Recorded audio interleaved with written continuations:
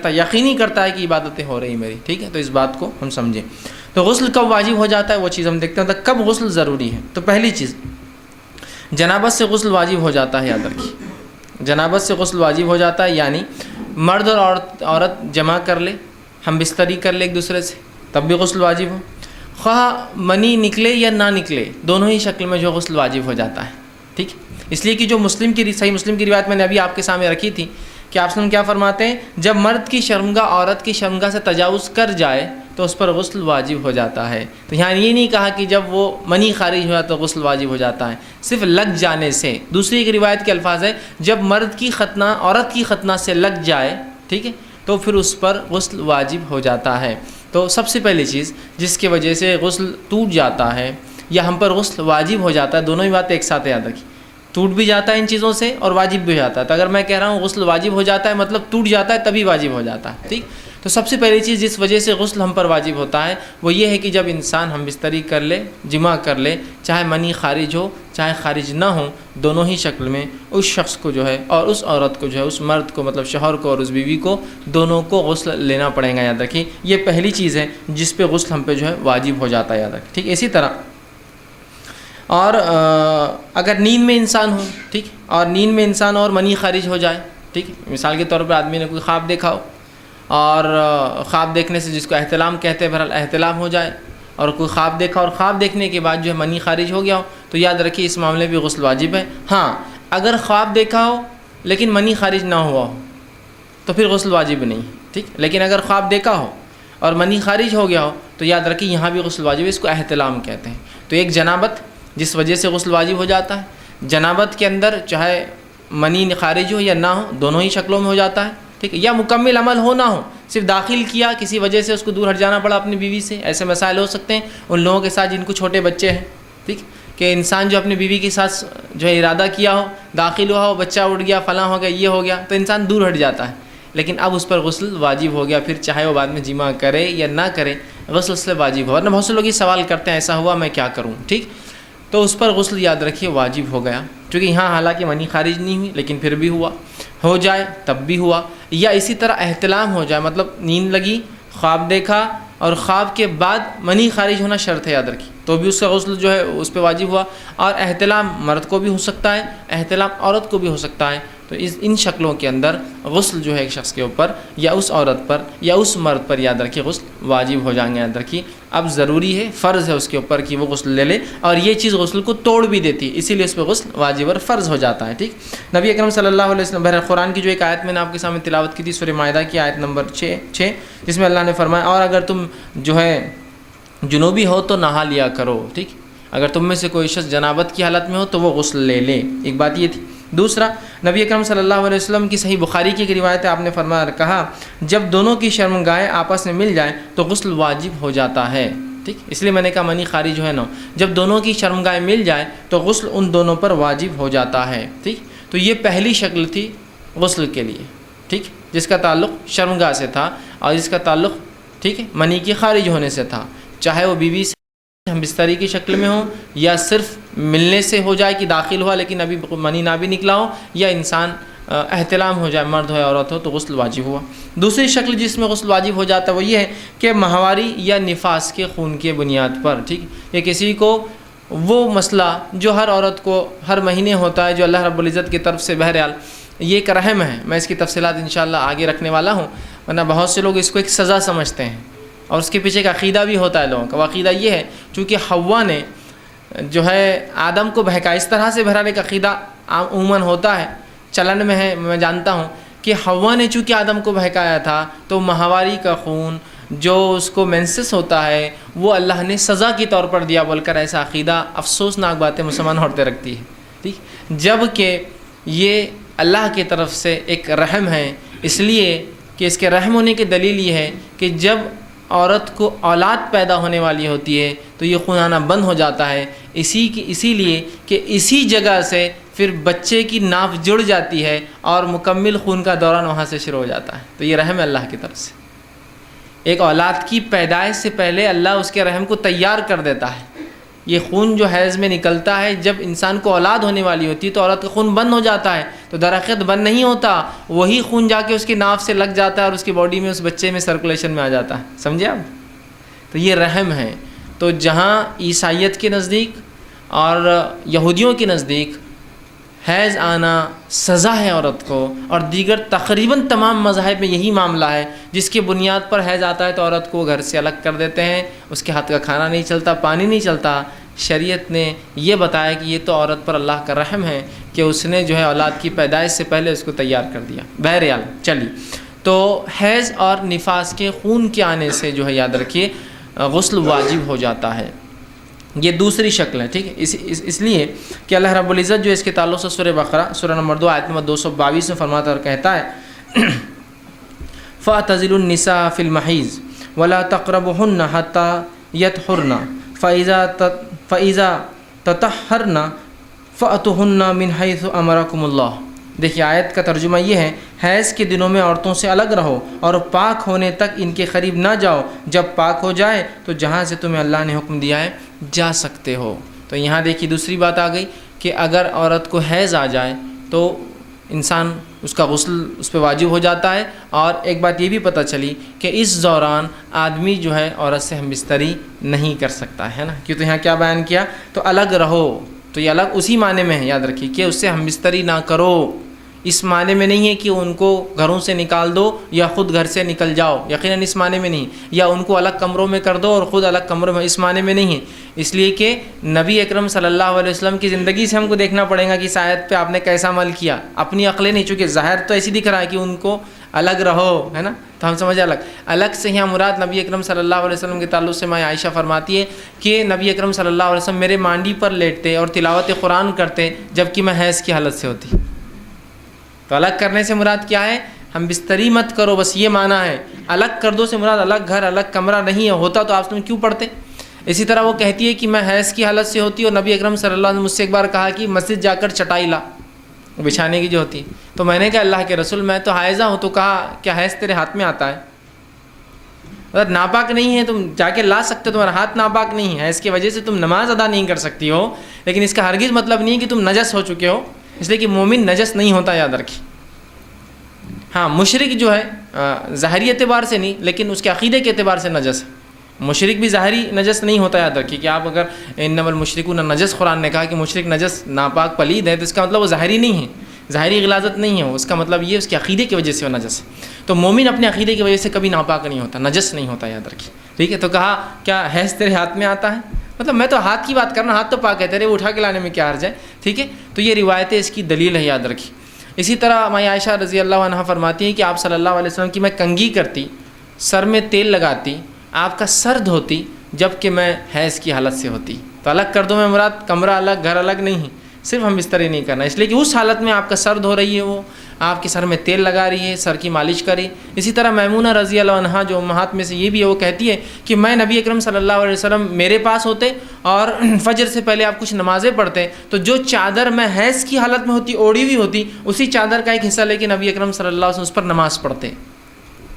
اگر الگ کر دو سے مراد الگ کمرہ الگ گھر ہوتا تو کیا آپ صلی اللہ علیہ وسلم ان کی اوڑھی ہوئی چادر کو آدھی وہ اوڑھی ہوئی اور آدھی بچھا کر نماز پڑھتے؟ اس پہ نہیں، آپ فوراً کہہ دیتے کہ بھائی سب اب نکل جاؤ یہاں سے، اب اس لیے کہ تم سب ناپاک ہو چکے ہو. ٹھیک ہے، تو یہاں اس سے مراد یہ ہے.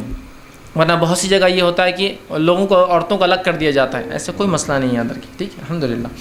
تو دیکھیے یہاں جو ہے حیض کی حالت کے تعلق سے بتایا گیا. اسی طرح جو ہے آپ صلی اللہ علیہ وسلم فرمایا، یہ صحیح مسلم کی روایت آپ نے فرمایا جتنے دن تجھے حیض آتا تھا اتنے دن ٹھہری رہے پھر غسل کر لے. ایک صحابیہ نے ان سے سوال کیا نماز کے تعلق سے حیض کا، تو کہا جتنے دن حیض آتا ہے ٹھہری رہے اور اس کے بعد نماز پڑھ لے. تو حیض وہ خون ہے جو ایک عورت کو آتا ہے بنا کسی زخم کے، جو اس کے رحم سے نکلتا ہے، جو مخصوص ایام میں مہینے کے آگے پیچھے ہو سکتا ہے کچھ، لیکن مخصوص ایام جو اسے پتہ ہوتے ہیں اس میں نکلتا ہے، اور اس کا مخصوص ایک رنگ ہوتا ہے جس سے پہچان سکتی کہ یہ حیض کا، اور اس سے علاوہ جو نکلتا ہے اس کو شناخت ہوتی ہے حیض کا نہیں ہے. بہرحال اس کو حیض کہا جاتا ہے. اب نفاس کیا ہے؟ نفاس وہ خون ہوتا ہے جو اولاد کی پیدائش کے بعد نکلتا ہے، جس کی مدت جو ہے مختلف عورتوں کو، اور حیض اور نفاس دونوں کی مدت مختلف عورتوں کو مختلف علاقے کے اعتبار سے، سرد اور گرمی کے اعتبار سے، جسامت کے اعتبار سے، دبلے اور موٹے ہونے کے اعتبار سے، حالت کے اعتبار سے مختلف آتی ہے، نسل کے اعتبار سے مختلف ہوتی ہے. اس میں کوئی جس کو کہیں گے کہ ریجڈ رول نہیں کہ ایسا ایسا ایسا ہوتا ہے، کچھ بھی ہو سکتا ہے، اینی تھنگ. ٹھیک، عمومی اعتبار سے جو بتایا جاتا ہے وہ یہ آتا ہے کہ سائنسی اعتبار سے بہرحال یہ ہے کہ 1 سے لے کر 7 دن اور 7 دن سے لے کر 15 دن مخصوص عورتوں کو، کچھ لوگوں کا ایسا ہو سکتا ہے، لیکن عمومی اعتبار سے 1 سے لے کر 7 دن ہو سکتا ہے، ٹھیک، یا 1 یا 3 ہوتا ہے، یا 5 ہو سکتا ہے، یا 7 ہو سکتا ہے، یا کچھ مخصوص کو 15 بھی ہو سکتا ہے، حیض خاص طور سے یاد رکھیں۔ نفاس وہ خون ہوتا ہے جو پیدائش کے بعد آتا ہے، اس کی مدت کوئی طے نہیں، شریعت میں کچھ بھی ہو سکتا ہے۔ افسوس کی بات ہے لیکن ہمارے پاس مسلمانوں میں طے مدت ہے، کتنی؟ 40 دن، فکس 40واں دن ہوا پھر عورت نہاتی ہے اور اس کے بعد کیا ہوتا ہے؟ چلا، اس کی ایک دعوت دی جاتی ہے نا، آپر میں جاتے ہیں اور خوب چور کے کھا کے آتے ہیں نا، تو پھر وہ جو ہے اس کے لیے پروگرام رکھتے ہیں، ایسا کوئی حقیقت نہیں ہے۔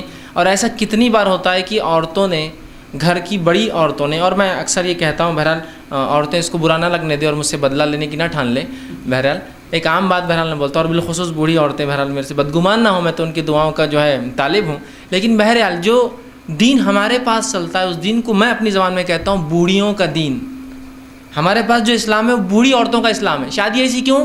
دادی بول رہے ہیں، مطلب وہ بوڑھی کا دین نہیں ہے، شریعت کا، اللہ اور رسول کا دین نہیں ہوتا ہے۔ یہ حیض اور نفاس کے مسائل ایسے کیوں؟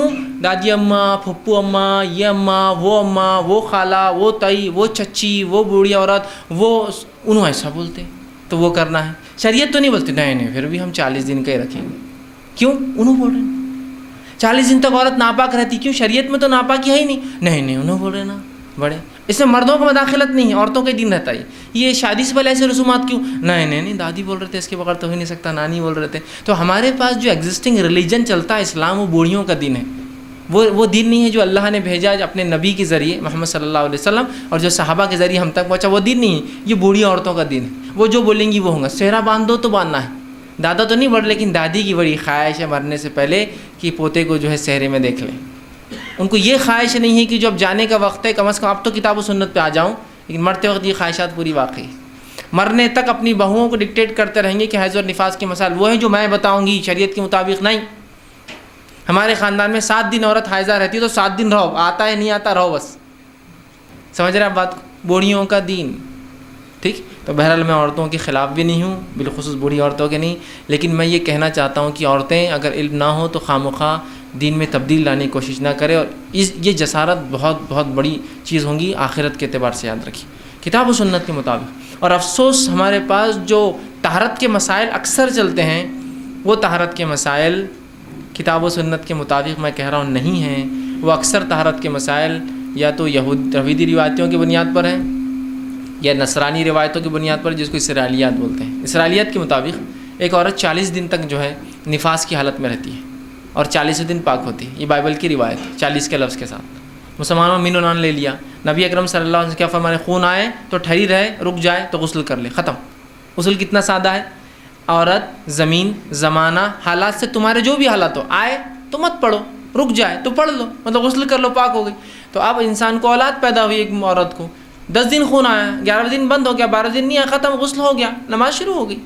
سمجھے بات کو؟ یہ معنی ہے نہیں ہم تو 40 ٹھہرے رہیں گے، اس لیے کہ ہم بائبل پر زیادہ اعتماد کرتے بنسبت کتاب و سنت کی روایت کی۔ دیکھیے آپ، یہ کامن ہے، یہ الگ بات ہے کہ یہ چیزیں ظاہر نہیں ہوتی ہیں، لیکن چونکہ مجھ تک بہت سارے سوالات آتے تھے، یہ مسائل میرے سامنے آتے رہتے کہ فلاں یہ ہے، دادی یہ بولتے، چچی یہ بولتے، ہمارے گھر میں یہ ایسا نہ کرے تو ہم کو بول رہے کہ تم گھر سے چل جاؤ میاں بیوی، اس لیے کہ تمہارے وجہ سے نحوست آ رہی پورے گھر میں۔ ایک صاحب نے جو ہے اپنے گھر کے اندر جو عقیقہ رکھ لیا، اب عقیقہ جب رکھا تو 40 دن کے اندر رکھ لیا انہوں نے، تو ان کے گھر والوں نے ان کو گھر سے ہکال دیا، اس عورت کو بھی، اس اپنے بیٹے کو بھی۔ جاؤ بولے، اس لیے کہ ابھی چھوت کے دن تھے، اس کے بولے ابھی ناپاکی کے دن تھے تمہاری بیوی کے، اور تم عقیقہ کر رہے، بولے تم پر لعنت ہے، بولے نکل جاؤ یہاں سے۔ تو انہوں نے خیر بہرحال وہ اڑ گئے تھے، کہا عقیقہ تو کر کے رہوں گا جی، دوسری جگہ دعوت کی، گھر والوں کو لا جاؤ یہاں، عقیقہ تو ہونے والا اب، اس لیے کہ کیا لگا رکھا ہے، ہم نے دین اور شریعت کو مذاق اور کھلواڑ سمجھا ہے، یاد رکھیے بہرحال۔ تو دوسری چیز، حیض اور نفاس، اس کی کوئی طے شدہ وقت نہیں ہے، اس کے کوئی طے شدہ ایام نہیں ہے، ہر عورت زمین، زمانے، ماحول، حالات کے اعتبار سے مختلف ہو سکتے ہیں، ٹھیک۔ تیسری چیز، اسلام قبول کرنے پہ بھی ایک انسان کو نہانا پڑتا ہے، یاد رکھیے، اس لیے کہ نبی اکرم صلی اللہ علیہ وسلم کے پاس بہت سارے صحابہ کے اقوال ہے اسلام لانے کے بعد کہ میں نبی اکرم صلی اللہ علیہ وسلم کے پاس آیا اور اسلام قبول کیا تو مجھے آپ نے نہانے کا حکم دیا، ٹھیک۔ بہت سارے صحابہ کی بھی روایتیں، صحابیات کی بھی روایت ہے کہ میں آپ صلی اللہ علیہ وسلم کے پاس آئی، آپ نے میرا اسلام قبول کیا اور کہا فلاں جگہ جا کر تم غسل لے لو، ٹھیک۔ تو اس سے بھی پتہ چلا کہ اسلام لانے سے غسل ایک انسان پر واجب ہو جاتا ہے. اور اس کے تعلق سے جو روایتیں آتی ہیں بہرحال وہ بہت ساری ہیں. جیسے کہ ایک روایت ہے کہ صحیح مسلم کی روایت ہے، اور ثمامہ بن اسال الحنفی، یاد رکھیے یہ قبیلہ حنفیہ کے تھے. یہ حنفی بولے تو آپ حنفی شافی مت سمجھیے، ٹھیک ہے، اس قبیلے سے ان کی نسبت تھی، اس لیے الحنفی ان کے آگے لگا ہوا ہے. جب انہوں نے اسلام قبول کیا تو آپ صلی اللہ علیہ وسلم ان کو غسل کا حکم دیا کہ جاؤ غسل کرو، اس لیے کہ تم نے اسلام قبول کیا. تو یہ تیسری چیز. چوتھی چیز جو ہے موت جو ہے اس سے بھی غسل واجب ہو جاتا ہے، اس لیے کہ آپ صلی اللہ علیہ وسلم میت کو غسل دینے کا حکم دیا یاد رکھے. تو موت بھی جو ہے غسل کو جو ہے واجب کر دیتی ہے. اور اس تعلق سے بہت ساری صحیح روایتیں موجود ہیں کہ موت سے غسل انسان پر جو ہے واجب آ جاتا ہے. تو یہ چند مقامات تھے جہاں غسل واجب ہوتا ہے، اور وہ 4 ہی چیزیں یاد رکھی، اتنی جس سے غسل آپ پر واجب ہوتا ہے. اس کے علاوہ تمام چیزوں میں غسل جو ہے مستحب ہوں گا. میں آگے رکھوں گا کہاں کہاں غسل مستحب ہے. ابھی ہم صرف وہاں وہ باتیں رکھ رہا تھا جہاں واجب ہو جائیں گا. تو ان تمام حالات میں آپ پر غسل یا مجھ پر غسل یا مرد ہو اس امت کے یا عورتیں ہو اس امت کی، ان پر غسل واجب آ جائیں گا. جس کے اندر سے 3 باتیں تو کامن ہیں مرد اور دونوں کے لیے، کہ جیسا کہ احتلام ہو جائے یا ہم بستری کریں دونوں کے لیے، اسی طرح اسلام قبول کر لے یا موت آ جائے دونوں کے لیے. حیض اور نفاس کا معاملہ صرف عورتوں کے لیے. تو عورتوں کے لیے 4 چیزیں ہیں جن سے ان کا غسل ان پہ واجب ہوتا ہے. مردوں کے لیے 3 چیزیں جن پہ غسل واجب ہوتا ہے. مسلمان ہونے کی وجہ سے ایک چیز اور کم ہو جاتی ہے، اسلام قبول کرتے صرف 2 چیز باقی بچتی ہے ہمارے پاس جس سے ہم پہ غسل واجب آ جاتا ہے بس. اور اس میں بھی ہم مر جاتے ہیں تو غسل دوسرے کراتے ہیں. تو ایک ہی چیز یاد رکھنا ہے آپ کو غسل کے لیے. موت ہوتی ہے تو ہم تھوڑی غسل کرتے ہیں، لوگ کراتے ہیں، تو ان کو یاد رکھنا چاہیے کہ مجھے غسل کرانا ہے، ان کو میں تو نہیں کروں گا. تو ایک ہی چیز یاد رکھنا ہے آپ کو، ہے نا. لیکن اتنے پہ بھی کنفیوژن، میں نے فلاں کیا میرا غسل باقی ہے نہیں ہے، میں نے یہ کھا لیا میرا غسل باقی ہے نہیں ہے، میں نے وہ دیکھ لیا میرا غسل رہا ہے نہیں رہا، میں نے اتنا واضح ہے. اس کے بعد بھی شکوک اور شبہات اپنی عبادت میں نہیں ہونا چاہیے نا. ٹھیک، تو کتنا آسان ہے. دیکھیے ایک ہی چیز میں سمجھ رہا ہوں جو ظاہر ہے، ایک چیز عورتوں کے لیے خاص، ایک چیز مرد عورت دونوں کے لیے، اور 2 چیزیں ایک اسلام قبول کرنے والے کے لیے تو میرے لیے نہیں، کوئی نو مسلم ہو تو اس کو آپ کروا سکتے، آپ کے سامنے قبول کریں. اور ایک مر جائے تو وہ میں بھی نہیں کروں گا، آپ بھی مر جائے تو آپ کے لیے بھی کوئی دوسرا کریں گا. عورتیں مرے یا کوئی دوسرا کرتا ہے وہ ان کو یاد رکھنا چاہیے کہ مجھے غسل کرانا ہے. تو سمپل ایک ہی چیز ہمارے لیے بچتی ہے جس کو یاد رکھنا ہے ذہن میں. عورتیں 2 چیزیں یاد رکھ لیں، ہم بستری اور حیض نفاس. مرد ایک ہی چیز یاد رکھے کہ احتلام ہو جائے، منی خارج ہونا اس میں شرط ہے، یا اپنی بیوی سے ہم بستری کی نیت کرے اور کرنا شروع کرے لیکن اس سے منی خارج ہونے سے پہلے کچھ وجہ سے الگ ہو جائے کچھ وجہ، تو بہرحال اس معاملے میں اس پر جو ہے غسل واجب آ جاتا ہے. تو یہ تھے جہاں غسل ہم پر واجب آ جاتا ہے یا غسل ٹوٹ جاتا ہے یا جس کی وجہ سے غسل کرنا ہم پر ضروری ہے. ٹھیک ہے، چلیے آئیے اب اس کے بعد